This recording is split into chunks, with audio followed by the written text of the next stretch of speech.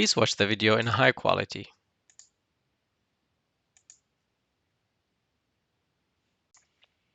This video shows a simple way to include Google Maps in Unity app or game using Google Maps API. The map works in Unity editor and on the web when publishing to Unity WebGL and other platforms.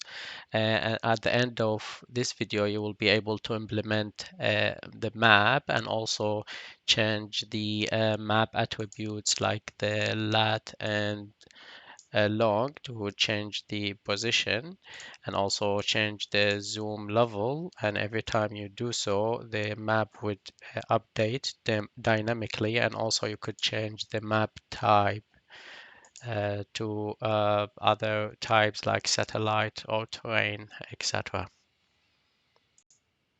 So to be able to use the Google Map API, you need to have a Google developer account. So if you don't have, you could create one. I'll put the link into the description, which will take you to this page. Once you get there, you could sign in, create account, sign in. And so I'm currently signed in, and then you could go to get started.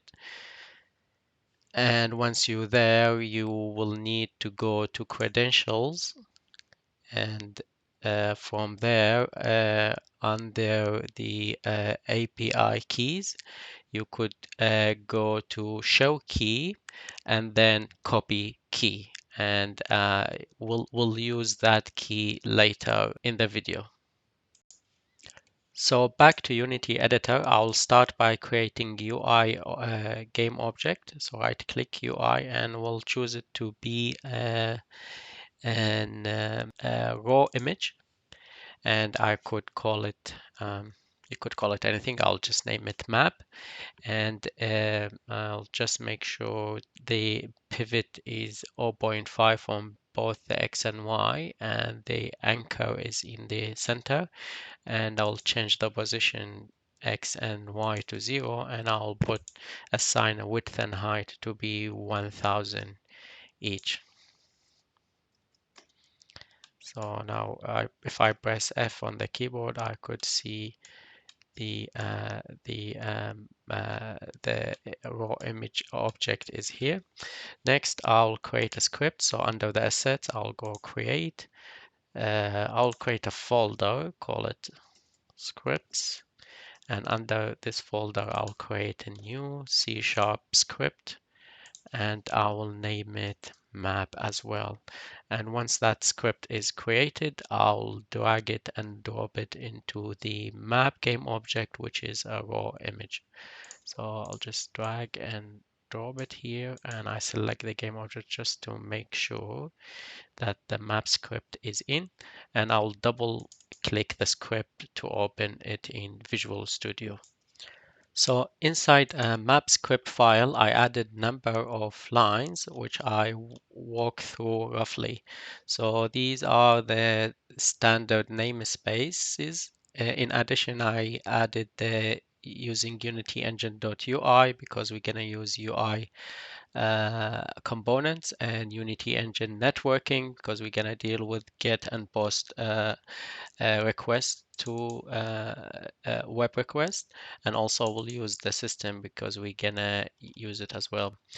Okay, so first I declared a number of public variables, and the first one is a string that will hold the API key, which is the key we talked earlier that you could get it from Google developer account. And then the latitude and two floats that hold the latitude and longitude for the center of the map where it will be appearing. And I just chose it to be in Sydney. I think it's in Sydney Opera House. And the zoom level, and I put that to default to 14, but these are public variables, so you could interact with them in the editor and change them. And then I declared an enum variable type and then a variable of it, and that's will just to govern the resolution. So there are two types of resolution you could assign. Take integers 1 and 2, and those would be handy in terms of if you're using the displaying the map on the phone. So then it will have a small size, then they will need to change the resolution to high or 2, or the scale in the API terminology, and then that will help with the resolution. And similarly, there is another enum for the roadmap type, or the map type, and you have different values to choose from, including roadmap, satellite, etc. And I chose it to be by default to roadmap, but you feel free to change that if need so. And then we'll have a group of private variables that I'm going to use in the script. One of them, the URL, which is is a string that will hold the URL that we gonna be using in the to send the request to the network. And then the map width and height, they are set by default as 640 or initiated to 640. They are integers, but later I will assign them to take the width and height of the element, which is in this case the map, or the raw image element. So they could be dynamically assigned to it. And then there's a Boolean of name map is loading, and this is handy to be used just to give us the value true if the map is loading, and then you could trigger in the UI to the user that the map is being loaded in case you want to trigger events for waiting also. And then I have a rectangle that will take it will hold the value of the height and width of the image, the raw image that we use in the here as to hold the map, so we know its width and height. But although I assign it to 1000, but in case you change that, we could dynamically detect that. I'll show you in the script. And this is the value, the variable that hold that value. And then so that's up to here. These are the main variables, public and private, I'm going to deal with. But then I kind of replicated the public variables. There might be other ways to do that. I just did this quick way for me to do it. All the public variables, I created private versions of them with the name last at the end. And what do they do is just to keep track of these public variables. We'll show you how that is happening in the script later, so that anytime anytime in the script or in the editor, in your case, these public variables, anytime they're not visible yet, but anytime these are gonna change, these values of these last will keep a track of them. So if any of these public value, in other words, if the user change the value in the editor, these variables will help us detect that there is a change in the value. We'll see how that's happening, and then we'll update the map accordingly. Okay, so in the start method, I will start a coroutine, and that will call a coroutine method called get Google Map. And what this method does is first it's define the URL string we have here, and it will pass the string, the standard string for the Google API, and it will concate or add the parts of the strings, our variables into the string, so that we call the API while embedding our public variable. So we could pass the latitude, long, longitude value, the zoom, the map width, the map height, and the resolution of the map as a scale, and then the map type, and then the key that you got from the developer also will be passed here. So all this URL will be proper Google Map API call or URL. And then that's the map is loading variable. It's not been really implemented here, but that's just there if you need to use it. So the map is that will be triggered as returning true. The map is loading, or it's been assigned as a true. And then we'll have a Unity web request. We call it www, and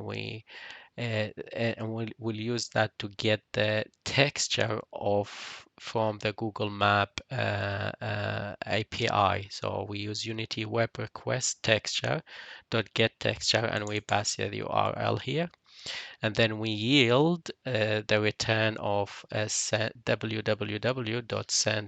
web request, and that's for us to and then we will check if the result is not successful. We'll debug.log an error, and we pass the error message.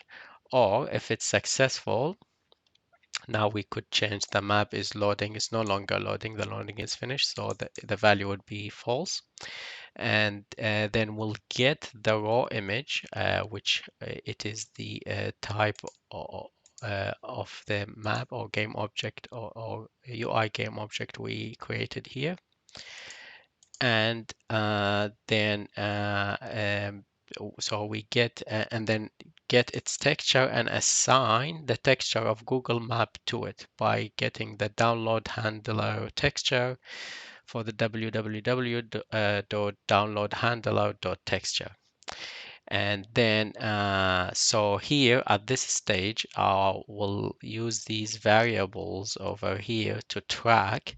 So we call them last. I'll just assign to them the value of corresponding variables to them. So ABI key last recorded value, it will be equal assigned to ABI key last latitude, or latitude last will be assigned to latitude, and so on and so forth for all the variables. Okay, so back to where at the start. So we call this coroutine method. And then we get the rectangle we define by getting the game object, which is get its component of type raw image, which we know it is. And then we call get rectangle transform dot rectangle, which gets the rectangle. And from the rectangle, we could get the width and height. The only thing is the Google Maps need the width and height in integer, and the rectangle width and height are returned in floats. So we'll just need to round them up and convert them to integers in these two lines. So that is done. And then in the update, we'll check if the ABI keys or all the public variable, if the user change any of these public variables, then that, in other words, add different values for the lat long or the zoom or the type of the app or any sorry, of the map or anything else, then that would be triggered in this if condition, and the following will happen. And also I've had a variable called update map that just to govern that while the so at the beginning it's true, while this is triggered, because this is coroutine, if I just don't control its follow-up. So because these would the coroutine method, as you know, it will run kind of independently or not in the same sequence as the update. So this would load on its kind of on speed, if I want to explain it simply. So we'll need to just when the code is passed here, I need to stop the updating till that is finished, and then we'll make it a tool. The coroutine finishes, then I'll make it a tool. And then similarly, in case the user decide to change the dimension of the raw image UI game object, then in the update that's also could be triggered. So we'll recalculate like here the rectangle and the map width and height again, and then we'll start the core routine if the user change any of these variables in the editor. And we talked about the update map. So yeah, that's it. That's all for the script. So if I can save, I will save and go back to the editor. We will need to paste the API key we got from Google Developer accounts. I'll just paste mine here. And so if I hit the play button, we could see, I'll just change the aspects to full HD. We could see our map is here. So if I change the lat and long slightly, you will see the map will shift. And if I change the zoom to somewhere like 11, the map is changed. If I increase it to 16, the map gets zoomed in, and we could change the map resolution and the type of the map as well. So that's there. It's okay. So now would be the part where we publish it to WebGL to see how that goes.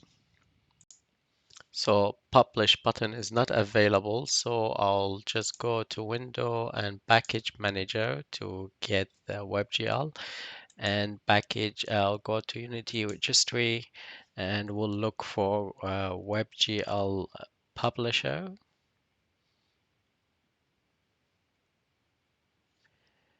Select it and I'll click install and wait for it to be installed.